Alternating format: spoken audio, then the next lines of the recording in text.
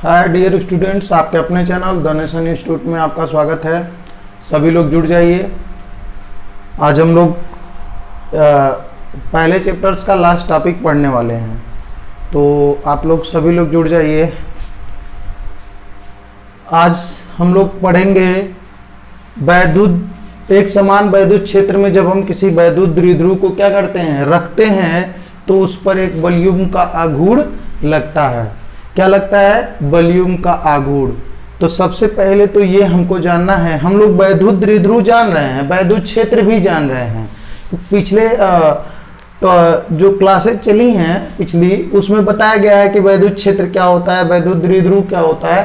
अगर आप लोगों ने नहीं देखा है, आज नए देख रहे हैं, तो पिछली क्लास को जरूर देख लें, ताकि ये चीज़ें आपको पता रहे और यहाँ से आप हमसे जुड़ सकें और ये चीज़ें अच्छे से आपको समझ में आए। तो चलिए हम लोग आज पढ़ने वाले हैं वैद्युत क्षेत्र में एक समान वैद्युत क्षेत्र। सबसे पहले तो ये जान लीजिए एक समान वैद्युत क्षेत्र क्या होता है। ऐसा वैद्युत क्षेत्र जिसमें हर बिंदु पर, हर जगह पर वैद्युत क्षेत्र की तीव्रता क्या होती है, समान होती है, उसे हम एक समान वैद्युत क्षेत्र कहते हैं। तो यहाँ पर एक ऐसा क्षेत्र लिया गया है जहां पर हर बिंदु पर वैद्युत क्षेत्र की तीव्रता क्या है, समान है। ठीक ना। और दूसरी चीज है कि जब हम वैद्युत क्षेत्र में वैद्युत द्विध्रुव को रखेंगे तो एक बलयुग्म का क्या लगेगा, आघूर्ण लगेगा। क्या लगेगा? बलयुग्म का आघूर्ण लगेगा। अब बलयुग्म क्या होता है? बलयुग्म, युग्म माने जोड़ा होता है। क्या होता है बलयुग्म मतलब? तो पहले हम लोग बलयुग्म को समझ लें, धीरे धीरे एक एक चीज को समझते फिर आगे बढ़ेंगे। बलयुग्म मतलब बलों का जोड़ा, बलयुग्म मतलब बलों का जोड़ा। अब काहे बलों का जोड़ा कैसे लगता है?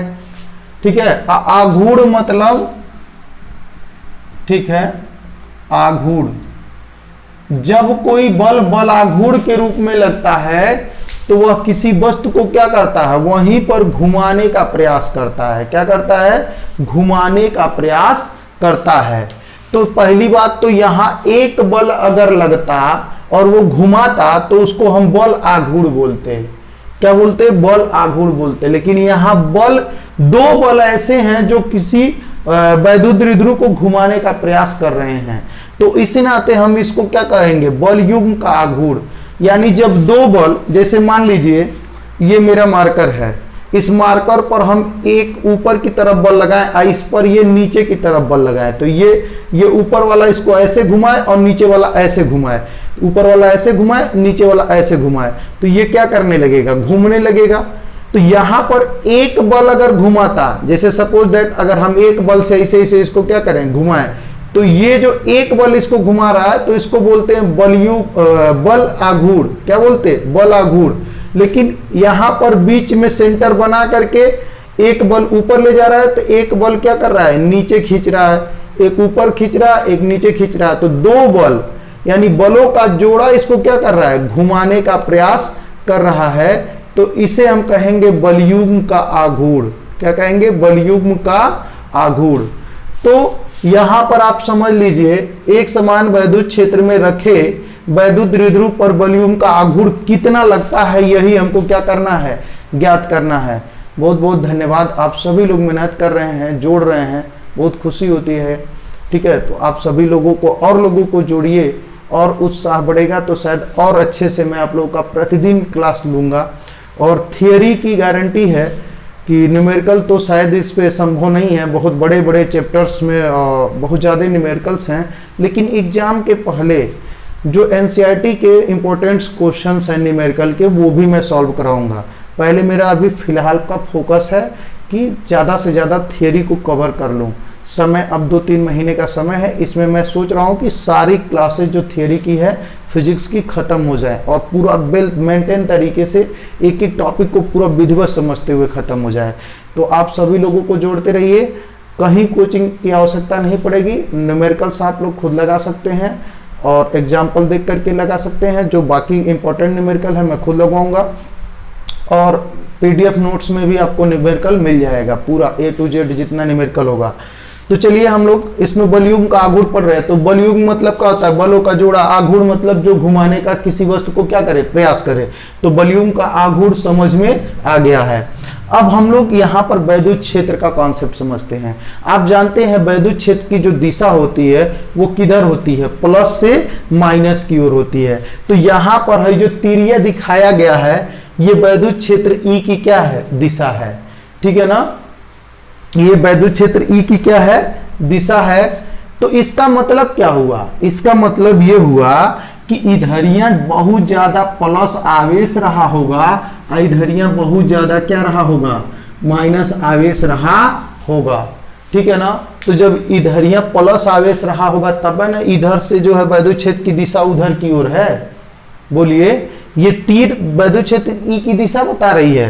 तो यहां पर सभी तीरें वैद्युत क्षेत्र की दिशा उधर की ओर बता रही हैं, यहां से लेकर के यहां तक। तो इधर से तीर इधर जा रही है तो इधर ही वैद्युत क्षेत्र की दिशा है। इसका मतलब कि इधर क्या होगा? धन आवेश रहा होगा और इधर क्या है? ऋण आवेश। क्योंकि वैद्युत क्षेत्र की दिशा सदैव धन से किधर की ओर होती है? ऋण की ओर होती है।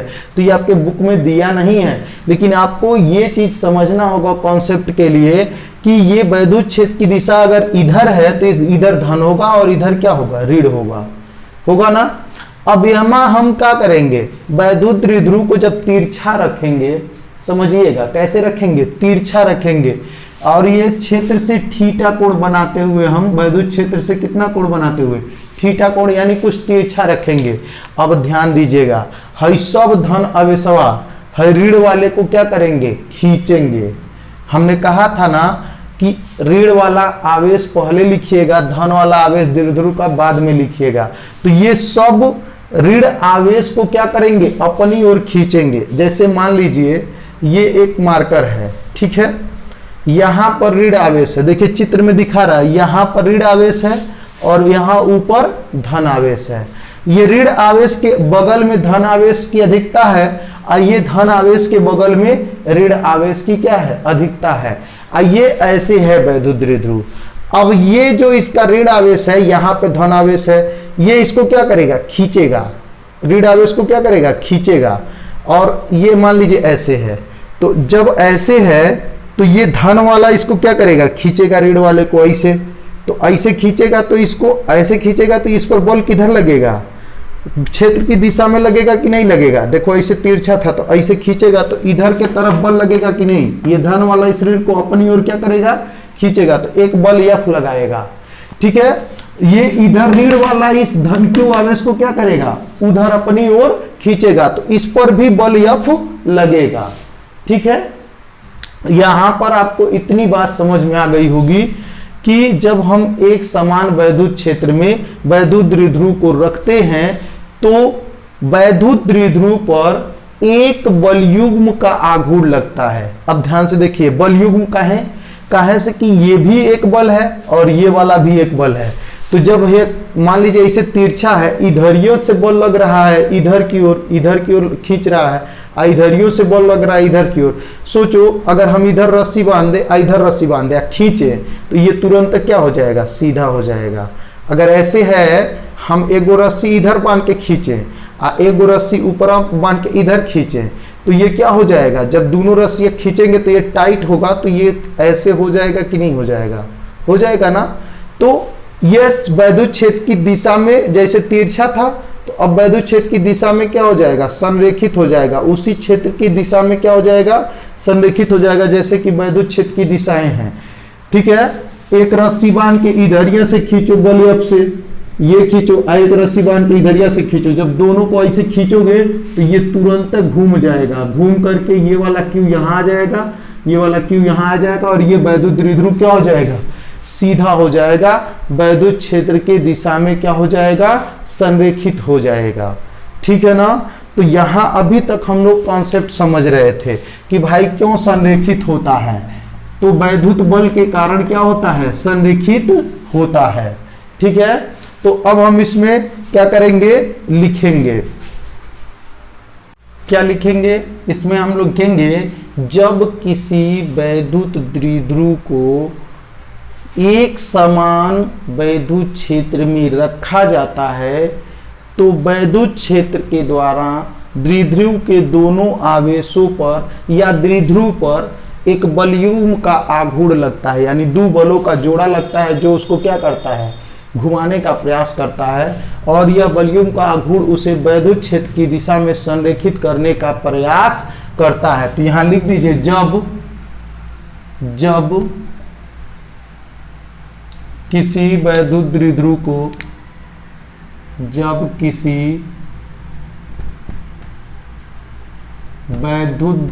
को वैद्युत द्विध्रुव को एक समान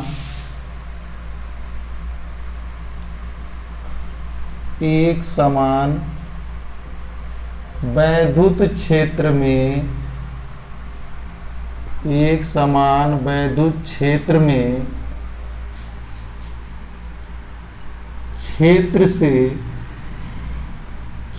से तिरछा रखा जाता है, क्षेत्र से कुछ कोण बनाते हुए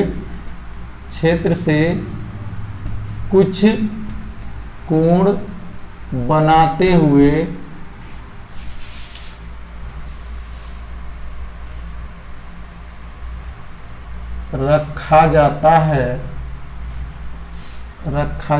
है, तो वैद्युत द्विध्रुव पर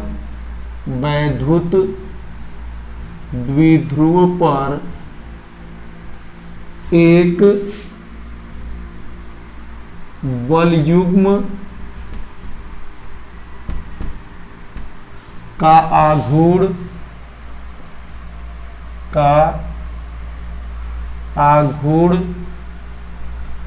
लगता है, जो इसे वैद्युत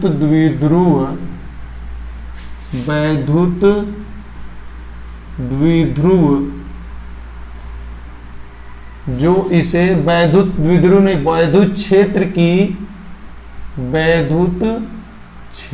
की दिशा में संरेखित करने का प्रयास करता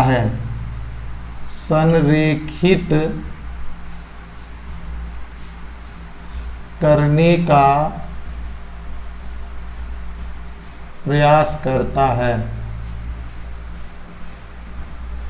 ठीक है। तो ये तो हो गया कि वैद्युत द्विध्रुव को जब हम वैद्युत क्षेत्र में क्या करते हैं, रखते हैं, तो उस पर एगो बलयुग्म का आघूर्ण लगता है, बलों का एक जोड़ा लगता है जो उसको घुमा करके वैद्युत क्षेत्र की दिशा में लाने का प्रयास करता है, ठीक है ना। अब ये बलयुग्म का आघूर्ण कितना लगता है इसकी गणना हमको करनी है।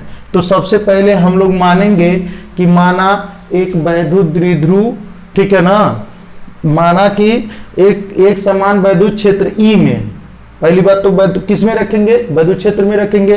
तो वैद्युत क्षेत्र ई को मान लीजिए। सबसे पहले हम लोगों ने क्या लिखा है, जब किसी वैद्युत द्विध्रुव को एक समान वैद्युत क्षेत्र में क्षेत्र से कुछ कोण बनाते हुए, यानी क्षेत्र की दिशा से कुछ घुमा करके रखते हैं, ठीक है ना, तो वैद्युत द्विध्रुव पर एक बलयुग्म का आघूर्ण लगता है जो इसे क्षेत्र की दिशा में घुमाने का प्रयास करता है। यानी अगर जितना ये थीटा कोण बना तिरछा था ना, इसको सीधा करने का क्या करता है, प्रयास करता है, या सीधा कर देता है, सीधे सीधे ये लिख दीजिएगा, ठीक ना। अब हम क्या करेंगे, उसी बलयुग्म का आघूर्ण, जो बलयुग्म का आघूर्ण इसको क्या कर रहा है, सीधा करने का प्रयास कर रहा है, उसी बलयुग्म के आघूर्ण को हम क्या करेंगे, ज्ञात करेंगे। तो सबसे पहले हम क्या करेंगे, माना कि एक समान वैद्युत क्षेत्र ई में, भाई पहले वैद्युत क्षेत्रवा तो मानोगे तब ना उसमें रखोगे। अभी तक तो हम भूमिका लिख रहे थे कि भाई रखा जाता है तो बलयुग्म का आघूर्ण लगता है और वह बलयुग्म का आघूर्ण उसको सीधा करता है। तो अब उसको हमको निकालना है। तो मानिए कि माना एक वैद्युत क्षेत्र, एक समान वैद्युत क्षेत्र ई में क्षेत्र से कितना कोण बनाते हुए, थीटा कोण बनाते हुए एक वैद्युत द्विध्रुव क्या किया गया है, रखा गया है। तो यहां लिख दीजिए, माना कि एक समान माना कि एक समान वैद्युत क्षेत्र ई में क्षेत्र की दिशा से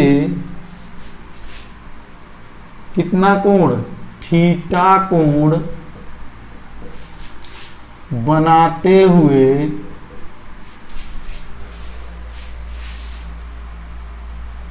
एक वैद्युत द्विध्रुव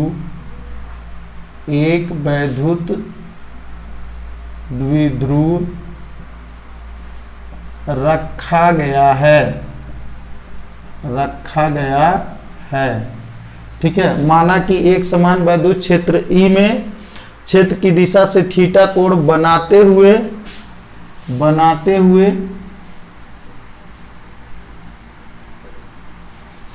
एक वैद्युत द्विध्रुव रखा गया है। यह वैद्युत द्विध्रुव रखा गया है तो ये दो आवेश से बना होगा ना। वैद्युत द्विध्रुव कितने आवेश से बनता है, दो आवेश से। तो ये भी मानना पड़ेगा कि कितने कितने आवेश से बना है और ये इसके बीच की दूरी कितनी है। तो माना कि एक समान वैद्युत क्षेत्र ई में क्षेत्र की दिशा से थीटा कोण बनाते हुए एक वैद्युत द्विध्रुव रखा गया है। यह वैद्युत द्विध्रुव को मानेंगे, यह -q तथा +q आवेशों से मिलकर के बना है। आवेशों से मिलकर क्या है, बना है, मिलकर बना है। ठीक है, यह -q तथा +q आवेशों से मिलकर बना है, जिनके बीच की दूरी है -q और +q से बना है। अब बीच की दूरी कौन लिखेगा, ये भी लिख दीजिए। जिनके बीच की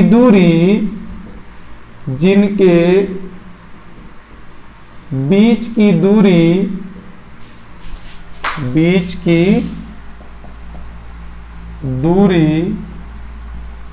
2l मीटर है, 2l मीटर है। ये हो गया। माना कि एक समान वैद्युत क्षेत्र ई में क्षेत्र की दिशा से कितना कोण बनाते हुए, थीटा कोण बनाते हुए एक वैद्युत द्विध्रुव रखा गया है। यह -q और +q आवेशों से मिलकर बना है, जिनके बीच की दूरी 2l मीटर है। जिनके बीच की दूरी क्या है, 2l मीटर है।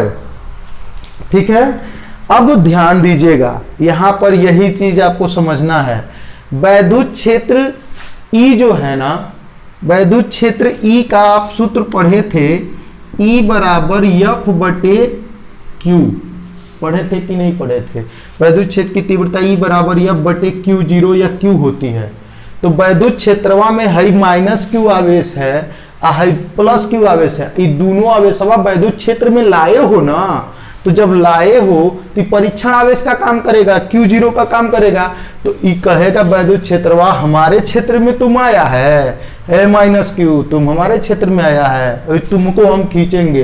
तो ये वैद्युत क्षेत्र जो है, ये धन इधर धन है, उधर ऋण है, तो ये वैद्युत क्षेत्र इस पर क्या लगा देगा, -q पर भी बल लगा देगा, +q पर भी क्या लगा देगा, बल लगा देगा। तो इधरिया क्षेत्र का मेन सोर्सेज इधर था, इधर धन आवेश इधर था, तो -q को कहेगा अरे तू आ जा, हम धन है तू ऋण है, तू आ जा।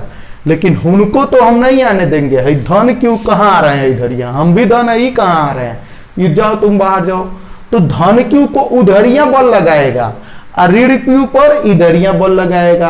अब कहेंगे कि सर जी दोनों पे बराबर बल लगाएगा क्या? हाँ, क्यों?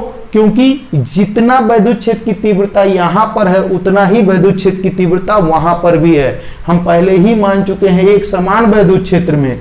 तो जब यहां भी वैद्युत क्षेत्र की तीव्रता उतनी ही है जितना यहां पर है, तो जितना बल -q पर इधर की ओर लगाएगा, उतना ही बल +q पर उधर की ओर भी लगाएगा। तो अब हम क्या करेंगे, वैद्युत क्षेत्र जो है ऋण q आवेश पर वैद्युत क्षेत्र के कारण एक बल लगेगा, और बल F बराबर क्या होता है, अगर E बराबर F/Q होता है तो F बराबर क्या हो जाएगा, E × Q होगा कि नहीं। ये Q0 की जगह पर यहाँ QQ है, परीक्षण आवेश। तो F बराबर क्या हो जाएगा, Q इंटू ई, अच्छा EQ, जो भी आप लिखना चाहें लिख सकते हैं, ठीक ना। तो यहां पर हम F बराबर हम क्या लिख सकते हैं, Q इंटू ई। अब F बराबर QE बल लगेगा, इस पर इधर की ओर लगेगा, और इस पर भी F बराबर क्या लगेगा, Q इंटू वैद्युत क्षेत्र की तीव्रता E। इस पर कितना बल लगेगा, F बराबर Q इंटू वैद्युत क्षेत्र की तीव्रता E। तो QE बल इधर लगेगा और इस पर उधर लगेगा। तो लिखेंगे यहां पर F बराबर, ये इसको मिटा दे रहे हैं, F बराबर QE ही होगा, ठीक है। ये हाथ से मिटाने पर धब्बा आ जा रहा है। तो सबसे पहले हम क्या करेंगे, माइनस Q प्लस Q आवेशों से मिलकर बना है, लिखेंगे। अब जो है वैद्युत क्षेत्र के, वैद्युत क्षेत्र E के कारण, E के कारण माइनस Q आवेश पर, माइनस Q आवेश पर, माइनस Q आवेश पर, ठीक है, एक वैद्युत बल, एक वैद्युत बल F बराबर QE क्षेत्रवा के किधर लग रहा है, क्षेत्रवा के विपरीत दिशा में। देखो क्षेत्र की दिशा प्लस से माइनस की ओर थी, अगर प्लस से माइनस की ओर बल लगता तो क्षेत्र की दिशा में कहलाता, लेकिन ये किधर लग रहा है, माइनस से प्लस की ओर। तो क्षेत्र की दिशा के किधर लग रहा है, विपरीत दिशा में। तो वैद्युत क्षेत्र E के कारण माइनस Q आवेश पर, ठीक है, माइनस Q आवेश पर एक वैद्युत बल F बराबर QE, यह किधर लग रहा है, क्षेत्र की विपरीत दिशा में लग रहा है। किधर यह लग रहा है वो, क्षेत्र की विपरीत दिशा में, तथा अभी तो हो गया वैद्युत क्षेत्र E के कारण माइनस Q पर जो बल लग रहा है F बराबर QE, यह क्षेत्र के विपरीत, क्षेत्र की दिशा है उधर, धन से ऋण की ओर, इस पर किधर लग रहा है, इधर विपरीत लग रहा है। तथा धन Q आवेश पर F बराबर QE किधर लगेगा, क्षेत्र के दिशा में लगेगा, उधर के तरफ। तथा धन Q आवेश पर वैद्युत बल F बराबर QE किधर लगेगा, वो किधर, क्षेत्र की दिशा में लग रहा है, लग रहा है, ठीक है। यहां पर बात समझ में आ गई। सबसे पहले एक वैद्युत द्विध्रुव को एक समान वैद्युत क्षेत्र E में क्या करेंगे, रख देंगे। एक वैद्युत द्विध्रुव को एक समान वैद्युत क्षेत्र E में क्या करेंगे, रख देंगे। फिर उसके बाद माना कि एक समान वैद्युत क्षेत्र E में क्षेत्र से थीटा कोण बनाते हुए एक वैद्युत द्विध्रुव रखा गया है। माना वैद्युत द्विध्रुव माइनस Q प्लस Q आवेशों से मिलकर बना है, जिनके बीच की दूरी 2L मीटर है। अब क्या होगा, वैद्युत द्विध्रुव के माइनस Q आवेश पर वैद्युत क्षेत्र के कारण एक बल F बराबर QE क्षेत्र के विपरीत दिशा में, और तथा धन Q आवेश पर F बराबर QE क्षेत्र की दिशा में क्या होगा, आरोपित होगा, या लग रहा है, या लगेगा। लग रहा है, जब रख दिए तो लग ही रहा है ना, ठीक है। तो अब ध्यान दीजिएगा, यह माइनस Q पर इधर की ओर बल लग रहा है और प्लस Q पर इधर की ओर बल लग रहा है। तो दोनों बल ऐसे लग रहे हैं कि इसको यह क्या कर रहे हैं, घुमाने का प्रयास कर रहे हैं। तो जब दोनों बल इसको घुमाने का प्रयास करेंगे, तो जब कोई एक बल किसी वस्तु को घुमाता है तो बलाघूर्ण बोलते हैं, लेकिन यहाँ दो बल एक साथ किसी वस्तु को या वैद्युत द्विध्रुव को घुमाने का प्रयास करते हैं, तो ये दोनों बल मिल करके क्या कब बना लेंगे, बलयुग्म का आघूर्ण बना लेंगे। तो जब यह दोनों बल समान हैं परंतु इनकी दिशाएं क्या हैं, विपरीत हैं। अब ऐसे वाला विपरीत नहीं, अगर ऐसे विपरीत रहता तब तो इनका परिणाम ही शून्य हो जाता। यह ध्यान दीजिएगा। अगर यहां पर आप सोचेंगे कि इधर यू F लगा है, इधर यू F लगा है, तो इसका परिणामी क्या होना चाहिए, बिल्कुल शून्य होना चाहिए, इसका परिणामी तब शून्य होगा। लेकिन ऐसे जब कोई बल लगेगा, एक इधर और एक इधर, अब ध्यान दीजिएगा, तो ये इस पॉइंट पे लगा है, ये इस पॉइंट पे है, अगर ये दोनों एक ही पॉइंट पे लगे होते बराबर बल परंतु विपरीत दिशा में, तो इनका परिणामी बल यहां पर शून्य हो जाता, क्योंकि यह बल इस बल को निरस्त कर देता, ठीक है। लेकिन यह दो बराबर बल F बराबर QE ये भी है और F बराबर QE ये भी है, माइनस Q पर भी और प्लस Q पर भी, यह दोनों पर बराबर बल लगे हैं। जितना F बराबर QE इधर लगा है उतना ही F बराबर QE उधर भी लगा है। तो थोड़ा दिमाग लगाइए, अगर हम इसको रसरी मान लें तो रसरी से ऐसे खींचेंगे जब, तो ये घूम जाएगा कि नहीं घूमेगा, और जब घूमेगा तो ये दोनों बल किसका काम करेंगे, बलयुग्म का आघूर्ण बन जाएगा, ये इसको घुमाने का, ये दोनों बल इसको अपना, अगर ये दोनों एक सीध में लगते तो इनका परिणामी शून्य हो जाता, लेकिन एक सीध में नहीं है, ये इस सीध में है और ये इस सीध में है। तो जब दोनों अलग अलग सीध में लगेंगे, इनकी क्रिया रेखा की जो क्रिया रेखा होगी, इनके बीच कुछ लंबवत दूरी होगी, तो इस नाते यह क्या बना लेंगे, बलयुग्म बना लेंगे, और बलयुग्म बना करके आघूर्ण करेंगे, घुमाएंगे इसको, ठीक ना। तो यहां पर आप कभी मत सोचिएगा कि यह माइनस Q और प्लस Q दोनों, माइनस Q पर आवेश F बराबर QE बराबर है और प्लस Q पर भी जो बल लग रहा है वो F बराबर QE बराबर है, तो दोनों पे बल बराबर है लेकिन विपरीत दिशा में है, तो ये दोनों बल शून्य क्यों नहीं हो जा रहे हैं, क्योंकि दोनों की क्रिया रेखा अगर एक ही रहती तो ये शून्य हो जाते, लेकिन इसकी क्रिया रेखा ये है, इसकी जो यह एक्टिंग फोर्स है इसकी क्रिया रेखा ये है और इसकी क्रिया रेखा ये है, तो दोनों की क्रिया रेखाएं अलग अलग है ना, तो ये भले विपरीत दिशा में लगे हैं लेकिन इनका परिणामी बल शून्य नहीं होगा। इनके क्रिया रेखा के बीच में कुछ लंबवत दूरी है, इसी नाते ये क्या बना लेंगे, बलयुग्म का आघूर्ण बना लेंगे, क्या बना लेंगे, बलयुग्म का आघूर्ण बना लेंगे। तो चलिए कथा समाप्त हुई, इसको हम लोग मिटाते हैं और बलयुग्म का आघूर्ण अब निकालते हैं, ठीक है।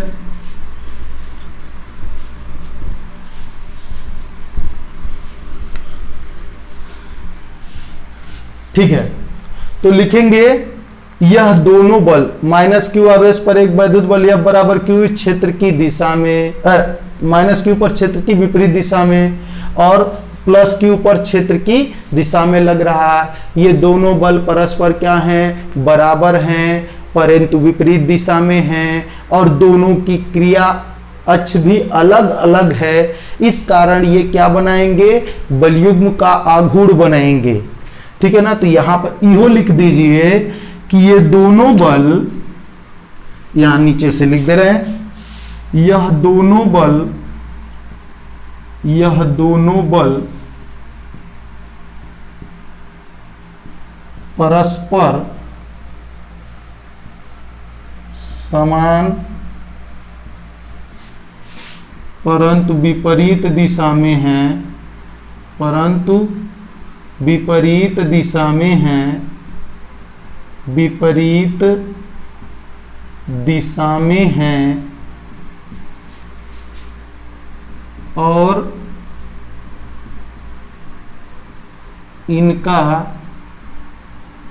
इनकी क्रिया रेखा और इनकी क्रिया रेखा भिन्न भिन्न है, भिन्न भिन्न है। अगर क्रिया रेखा भिन्न नहीं रहती ना तो ये बराबर विपरीत दिशा में रहते तो एक दूसरे को निरस्त कर देते, लेकिन एक का क्रिया रेखा ऊपर है और दूसरे का क्रिया रेखा नीचे है, यही नाते दोनों बराबर भी हैं और विपरीत दिशा में है, फिर भी उनका परिणामी शून्य नहीं हो रहा है, वो बल आघूर्ण बना ले रहे हैं, बलयुग्म का आघूर्ण बना ले रहे हैं। तो यहाँ हमको लिखने पड़ेगा यह दोनों बल परस्पर समान परंतु विपरीत दिशा में है और इनकी क्रिया रेखा क्या है, भिन्न भिन्न है। तो इसीलिए, चाहे तो लिख दीजिए, इसलिए यह दोनों बल मिलकर मिलकर एक बलयुग्म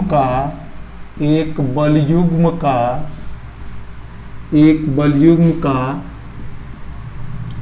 आघूर्ण बनाते हैं, बलयुग्म का आघूर्ण बनाते हैं, जो द्विध्रुव को, जो वैद्युत द्विध्रुव लिख दीजिएगा, जो वैद्युत द्विध्रुव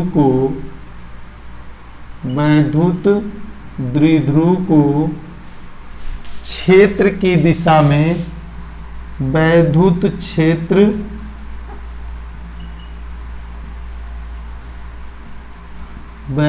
क्षेत्र की दिशा में घुमाने का प्रयास करता है,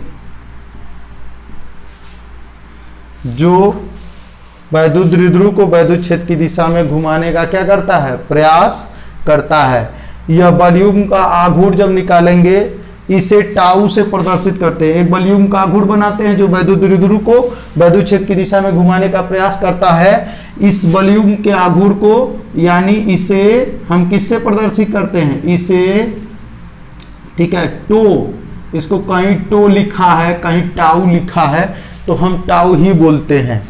इसे टो या टाउ से क्या करते हैं, प्रदर्शित करते हैं, प्रदर्शित करते हैं। ठीक है ना। वो एक बलयुग्म का आघूर्ण बनाते हैं, बलयुग्म के आघूर्ण को क्या कहते हैं, टाउ से या टो, ये टाउ बना लीजिएगा, इसको टो या टाउ जो भी आप लिखा होगा, किताब में टो लिखा है, टाउ पढ़ते हैं, ठीक है ना। इसे टाउ से प्रदर्शित करते हैं। तो यहां तक आपको समझ में आ गया होगा। अब मेन चीज आता है सूत्र। तो बलयुग्म का आघूर्ण का सूत्र होता है एक बल अगुणे दोनों बलों के क्रिया रेखा के बीच की लंबवत दूरी। तो अब यहां सूत्र यही इंपॉर्टेंट है। यहां तक तो आप लिख लेंगे, समझ में आ गया होगा तो लिख लेंगे। तो यहां पर लिखेंगे बलयुग्म का आघूर्ण, बलयुग्म का आघूर्ण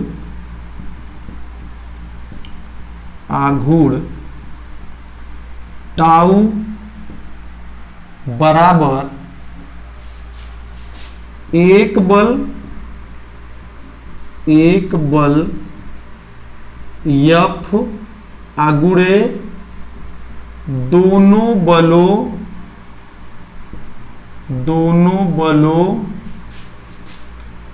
के बीच, दोनों बलों की क्रिया रेखा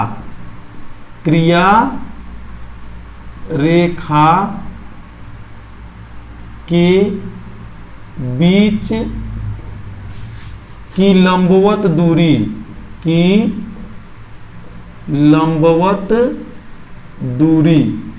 ये आ रहा है कि नहीं, कट नहीं ना रहा है, लंबवत दूरी, हाँ आ रहा है, ठीक ना। तो बलयुग्म का आघूर्ण का सूत्र होता है एक बल अगुणे दोनों बलों के क्रिया रेखा के बीच की लंबवत दूरी। तो हम बलयुग्म का आघूर्ण टाउ बराबर लिखेंगे एक बल F बराबर क्या होगा, Q इंटू ई। भाई ये भी F बराबर क्यू ई था, क्योंकि आवेश Q है, अवैध क्षेत्र की तीव्रता E है। तो यहां पर ये जो बल होगा F बराबर क्या होगा, क्यू ई होगा, ये भी क्यू ई होगा और ये भी क्यू ई होगा। तो एक बल जब कह रहा है F, तो यहां पर क्या लिख देंगे, Q इंटू ई। एक बल हो गया Q इंटू ई अगुणे दोनों बलों के क्रिया रेखा के बीच की लंबवत दूरी। भैया देखो यहां से ये जो है ये 2L है, ये एक त्रिभुज आपको दिखाई दे रहा होगा, हम इसको यहां पे बना देते हैं। ये आपका समझ लीजिए वैद्युत द्विध्रुव है, ये आपका वैद्युत द्विध्रुव है, ठीक है। इधर एक बल लगा था F और इधर एक बल लगा था F, ठीक है। तो अब दोनों रेखाओं, दोनों बलों के बीच की अगर तिरछी दूरी पूछता तो हम 2L लिख देते, लेकिन ये तिरछी दूरी नहीं पूछ रहा है, लंबवत दूरी पूछ रहा है, दोनों की क्रिया अक्षों के बीच की लंबवत दूरी। तो इसकी क्रिया अक्ष जो है बढ़ा देंगे इधर, और इसकी क्रिया अक्ष को भी बढ़ा देंगे। अब देखिए दोनों की क्रिया अक्ष को हमने क्या कर दिया, ये जो बल लगा था इसका क्रिया अक्ष ये था, ये जो बल इधर लगा था इसका क्रिया अक्ष की रेखा ये थी। अब दोनों के बीच की जो लंबवत दूरी है ये वाली दूरी आपसे पूछ रहा है, यानी ये वाली दूरी आपसे क्या कर रहा है, पूछ रहा है। यहाँ पे सूत्र में लिखना है, ठीक है। तो ये दूरी है वो 2l और ये कोणवा है कितना, थीटा। ये कोणवा है कितना, थीटा। तो अगर आपको ये पता है, कोण पता है और ये निकालना है, तो सबसे पहले देखिए कि इस त्रिभुज में ये क्या है, ये क्या है। इस पूरे त्रिभुज में आपको दिख रहा होगा कि ये लंब है और ये क्या है, कोण है। तो लंब और कर्ण में किसका संबंध होता है, लंब और कर्ण में साइन का संबंध होता है। तो साइन थीटा बराबर लंब बटे कर्ण। तो ये आपका लंब आपको निकालना है, तो लंब बटे कर्ण कितना है बहुत, 2l। कितना है, 2l। तो ये साइन थीटा बराबर लंब ये आया, यही आपको निकालना है लंब। लंब बटे ये कर्ण कितना है, 2l। तो साइन थीटा बराबर लंब बटे कर्ण। तो ये 2l को इधर अगर ला देंगे तो 2l साइन थीटा बराबर लंब आ नहीं जाएगा। तो जो लंबवा है, ये लंबवत दूरी जो हमसे कह रहा है, दोनों बलों के क्रिया रेखा के बीच की लंबवत दूरी। तो ये जो लंबवत दूरी कह रहा है वह किसके बराबर होगी, 2l साइन थीटा के बराबर होगी, ठीक है ना। तो ये जो लंबाई है यहां से यहां तक की, दोनों की एक क्रिया रेखा ये है, इसकी क्रिया रेखा ये है। तो दोनों के बीच की जो ऊर्ध्वाधर लंबाई है या लंबवत लंबाई है ये दिया है 2l। तो ये कितनी हो जाएगी, 2l साइन थीटा। मैंने आपको यहां निकलवा दिया है, ठीक है। तो इसको आप साइन का संबंध होगा लंब और कर्ण में, तो साइन थीटा बराबर लंब बटे कर्ण लिखिएगा। लंब आपका निकल जाएगा 2l साइन थीटा। तो इसको मिटा दे रहे हैं।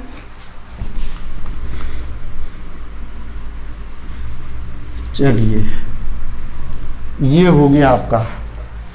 अब आ जाइए इसमें QE आगुड़े, दोनों बलों के क्रिया रेखा के बीच की लंबवत दूरी ये कितनी होगी भाई, 2l साइन थीटा। कितनी होगी, 2l साइन थीटा, यही ना होगी, 2l साइन थीटा।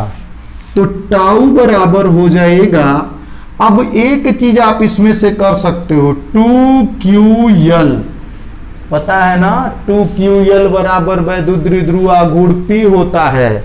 क्या होता है, P बराबर पढ़े हो ना, 2ql। तो यहां से 2, यहां से q और यहां से l, ये तीनों हम क्या करेंगे, एक साथ कर लेंगे। तो ये कर सकते हैं 2ql। अब बचा क्या, 2q और l निकल गया, तो बचा e, फिर यहां से बचा साइन थीटा। तो टाउ बराबर क्या हो जाएगा, 2ql की जगह पर हम क्या लिख सकते हैं, p e साइन थीटा। तो यही आपका जो है सूत्र बन जाएगा वैद्युत द्विध्रुव को, ठीक है ना। एक समान वैद्युत क्षेत्र में रखने पर लगने वाला जो वॉल्यूम का आघूर्ण टाउ है वह Pe साइन थीटा के क्या होगा, बराबर होगा। किसके बराबर होगा, Pe साइन थीटा के बराबर होगा। उम्मीद है कि अब आप लोगों को यह टॉपिक समझ में आया होगा। एक बार फिर से रिवीजन कर लीजिए। एक समान वैद्युत क्षेत्र में रखे वैद्युत द्विध्रुव पर वॉल्यूम का आघूर्ण निकालना है, तो सबसे पहले तो हम ये लिखेंगे कि जब एक समान वैद्युत क्षेत्र में हम किसी वैद्युत द्विध्रुव को रखते हैं तो वैद्युत द्विध्रुव पर एक वॉल्यूम का आघूर्ण लगता है जो उसको क्षेत्र के दिशा में घुमाने का प्रयास करता है। यहां तक समझ में आया। अब माना कि एक समान वैद्युत क्षेत्र E में एक वैद्युत द्विध्रुव रखा गया है।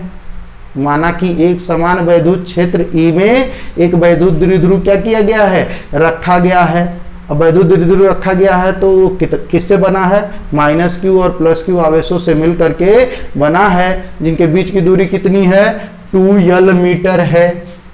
ठीक है, अब जब ये रख दिया गया और ये माइनस क्यू प्लस क्यू आवेशों से मिलकर बना है, तो वैद्युत क्षेत्र के कारण माइनस क्यू पर क्षेत्र के विपरीत दिशा में बल F बराबर QE लगेगा, और वैद्युत क्षेत्र के कारण धन क्यू आवेश पर किधर लगेगा, वैद्युत क्षेत्र के दिशा में एक बल F बराबर QE लगेगा। ठीक है, यह दोनों बल परस्पर क्या हैं, परस्पर समांतर हैं, समान हैं, परंतु विपरीत दिशा में है, और इनके क्रिया रेखा भी अलग अलग है। ठीक है ना, तो इस नाते यह दोनों बल जो हैं एक क्रिया रेखा अलग अलग है, इसी कारण ये दोनों बल एक दूसरे से निरस्त न होकर के एक क्या बना लेंगे, बलयुग्म का आघूर्ण बना लेंगे, और यही बलयुग्म का आघूर्ण इस वैद्युत द्विध्रुव को क्या करेगा, नचाएगा, घुमाएगा, और घुमा करके वैद्युत क्षेत्र की दिशा में क्या कर देगा, संरेखित कर देगा। तो यही हमने लिखा है ना, यही वैद्युत द्विध्रुव का आघूर्ण बनाता है, जो इसको वैद्युत द्विध्रुव को जो है वैद्युत क्षेत्र की दिशा में संरेखित करने का या घुमाने का प्रयास करता है। इसे हम किससे प्रदर्शित करते हैं, टाउ से प्रदर्शित करते हैं। तो बलयुग्म का आघूर्ण टाउ का सूत्र होता है एक बल गुणे दोनों बलों के क्रिया रेखा के बीच की लंबवत दूरी। तो एगो बल F बराबर QE ले लीजिए, चाहे ये QE चाहे वो, बात दिशा यहाँ चिन्ह की बात है नहीं, बस परिमाण लेना है। तो F बराबर QE ले लेंगे। ये जो लंबवत दूरी है ये 2l है, और ये लंब है, और ये थीटा है। तो थीटा साइन थीटा लगाएंगे तो लंब बटे कर्ण, तो लंब बटे कर्ण करेंगे तो लंब का मान निकालेंगे, तो ये जो दूरी आएगी ये 2l साइन थीटा के बराबर आ जाएगी। तो दोनों बलों की क्रिया रेखा के बीच की जो तिरछी दूरी नहीं कहा है, लंबवत दूरी कहा है, तो लंबवत दूरी हो जाएगी 2l साइन थीटा। अब 2l और q का गुणा कर देंगे एक साथ, तो 2ql हो गया, क्या हो गया, 2ql हो गया, इंटू ये e है तो e साइन थीटा। तो 2ql को हम क्या लिख सकते हैं, p, तो टाउ बराबर pe साइन थीटा। अब आप लोगों को इतना समझाने के बाद तो याद हो ही गया होगा। चलिए, तो इसी तरह से आप लोग जुड़ते रहिए, याद करते रहिए, फिजिक्स को एकदम आसान भाषा में समझते रहिए, और उम्मीद है कब आप लोग और लोगों को जोड़ेंगे, और जितना अधिक लोग जोड़ेंगे उतना ही तन मन से एकदम हाजिर रहूँगा आपके बीच। तो चलिए आज इसी के साथ धन्यवाद, गुड नाइट।